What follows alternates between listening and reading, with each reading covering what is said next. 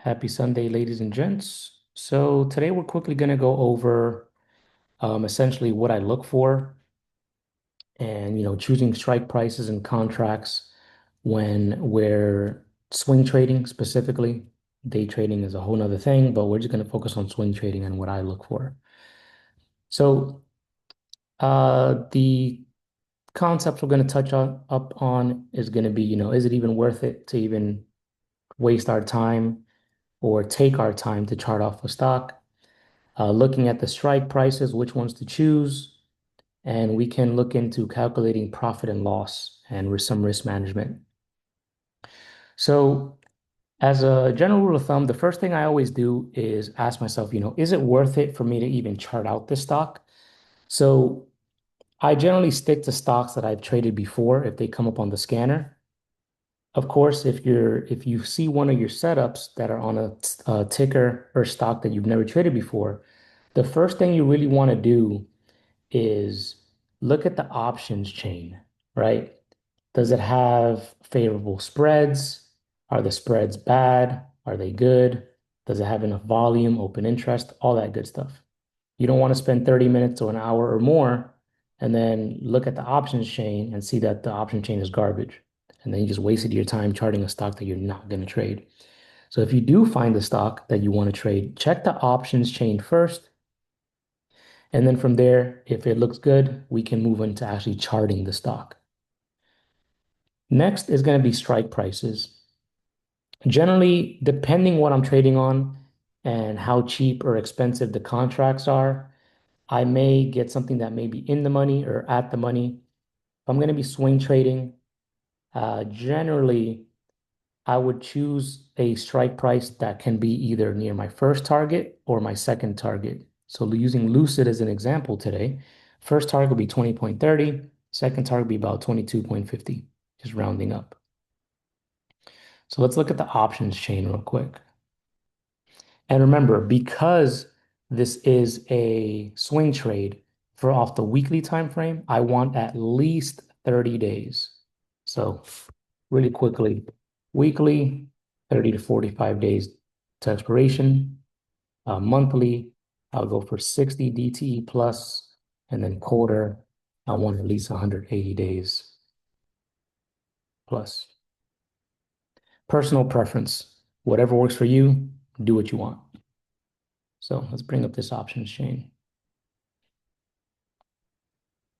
And we're looking at calls on the left side. Can I make this just calls?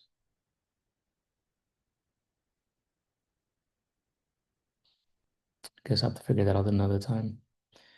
All right, so we're looking at Lucid. Generally, I don't really like the weekly expirations. I usually go for the monthly contracts if I'm swing trading. But again, I'll play it by ear depending on what I see on the stock. So in this case, with Lucid, sure, we can get a November expiration contract, which is 26 days, but I'd rather have more time on my side. So I'll probably be looking at December 19 contracts. Now, let's look at the ask and the bid, or the bid and the ask. I guess they have it reversed here for whatever reason, from what I'm used to anyway. We can see here that we have a spread of, let's say, near my first target, $21. So I would be looking at maybe one of these two contracts. However, these to me wouldn't necessarily be favorable. Just even looking at these specific strikes. One, I don't really like that the spread on the 20 strikes are pretty much $30 apart. I want as tight of a spread as I can manage on the specific trade. 21, we have about a $20 spread. I'm probably going to skip that as well personally. Looking at this one, I would say the 23 or 24 would be pretty decent. I'll probably be leaning towards the 24 strike prices or the 22 strike prices because they're pretty tight in my opinion. The 22 strikes, to me, I like them. One, we have what? Six, a nine, a 9 cent spread. That's pretty relaxed. I'm pretty sure we can get somewhere in the mid price to get that fill. And even with the slippage, it wouldn't be too bad, in my opinion. Again, this is based on your risk management.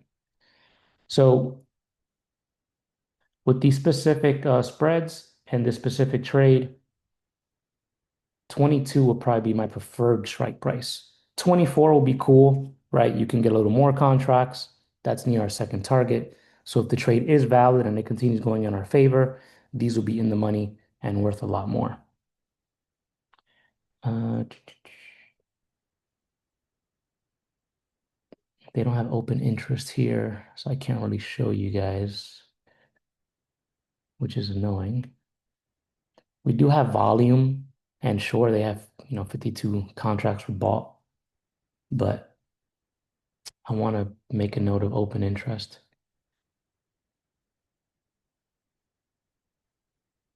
I'd say overall, when you're looking at the options chain on whatever, actually, let me just look it up on Thinkorswim.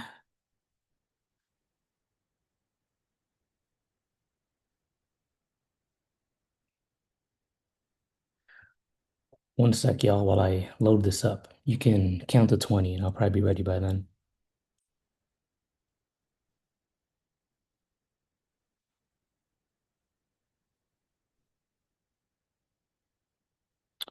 All right, so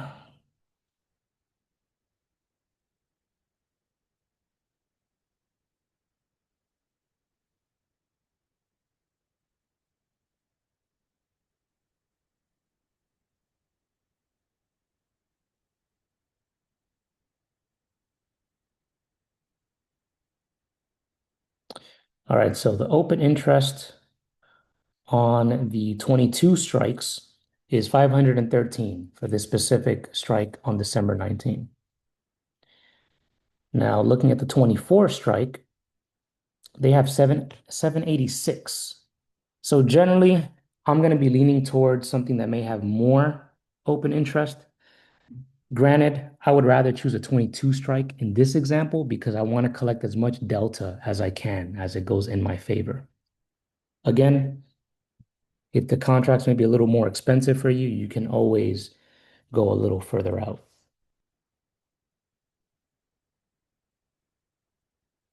Let's move on from strike prices. And if you guys have questions on that and that wasn't clear, let me know in the comments and then I'll clear it up for you guys.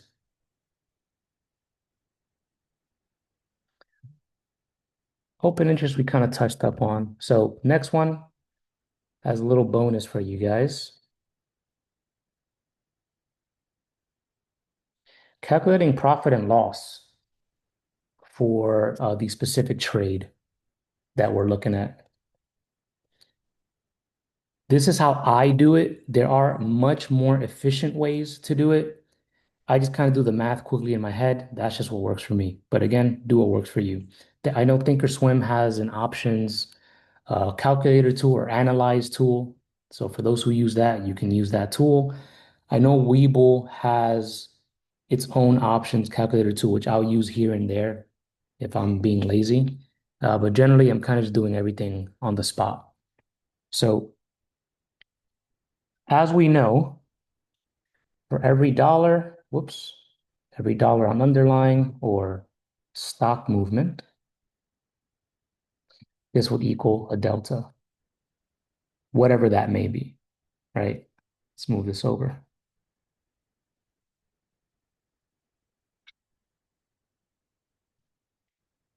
So let's get the Lucid trade up, or at least the strike price. So Lucid, 22 strike, whoops, whoops, 22 call, December 19 expiration.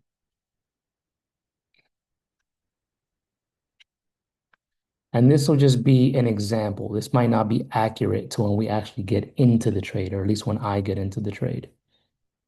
So let's just say, for the sake of the conversation, let's just say we fill at 0.90 on this trade.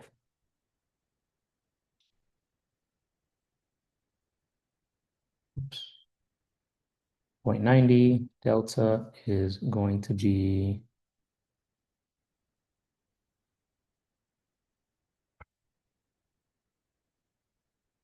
delta's 30, which is actually perfect. So I can make math real simple.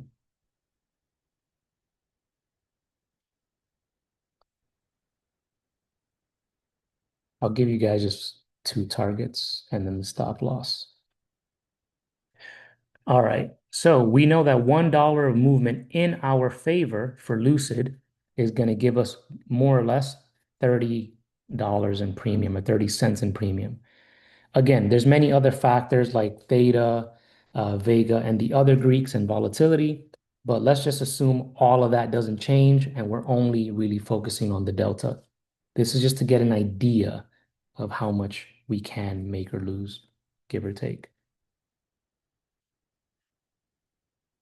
So let's say at the first target from our entry, it's about 83 cents. Let's keep it a little simple just to round up. Let's just say that the first target was $1 away, just to make math easy for us. So if we got in at 0.90, approximately, we can assume that at our first target, our contracts are going to be worth 120 bucks, right? Now, for the second target, that's going to be almost $3, right? Let's just say $3 and we'll just round up to make math simple. So 3 times 0.30, which will be 0.90. So 1.80 approximately. More than likely, it's going to be a lot more than 180 and 120 because as the closer price gets to our strike price, delta increases. But again, just for the sake of simplicity, we're keeping everything static and the same. So in this case, it'll be 100% gain if we hit the second target. And then our first target, that's what? 0.90, 18. Let's say give or take 30% gain at our first target. Again, approximately. Our stop loss here will be about $2. So we would lose $60 per contract if it goes against us. So stop loss would be negative 0.60, which will equal 0.30 premium. That's pretty much when we get stopped out. So that would be 0.90 to 0.30 is a decrease of 66%, give or take. So this will be a 66% loss if this trade were to go against us. So now that we have somewhat of an idea of what the trade might look like for us and how much we're going to lose or win, now we can determine, all right, what am I willing to risk on this trade? Now, you can do this in different ways. You can do what people say as risk your stop loss. So let's say if I don't want to lose more than $180 on the trade, I can just get three or two contracts. Because if I let it go to zero, I'm going to lose $180, right? You can risk your stop loss, as they say. Or what you can also do is depending on what dollar amount you don't want to lose on the trade, whatever that may look like for you on your account. Let's just say you have $1,000 that you're putting up on this trade and you don't want to lose more than $360, right? So max risk is 360. So looking at the stop loss, which will lose 60 cents or $60, we would lose $60 per contract. Let's keep math real simple. 360 divided by 6 will give us, apparently I forgot how to count, that should be 6.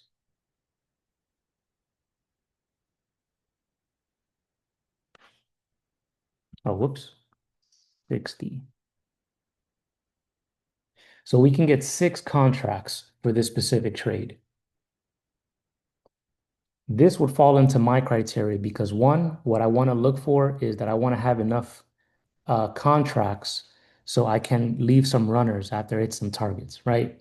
Like maybe I'll take one off here, then I'll take another one off there, or maybe I'll take two off here, and then another one here, and then I'll leave some runners, see if we can hit this big range all the way up here, or just start trailing my position and such. So this is another way that you can do this. So if you put $1,000 in the trade, this will basically just equal a negative 30 6% loss of the position itself. Hopefully that makes any sense at all. But yeah, pretty much all I have for you guys. Any questions on this, please let me know, and I will do my best to clear it up even further.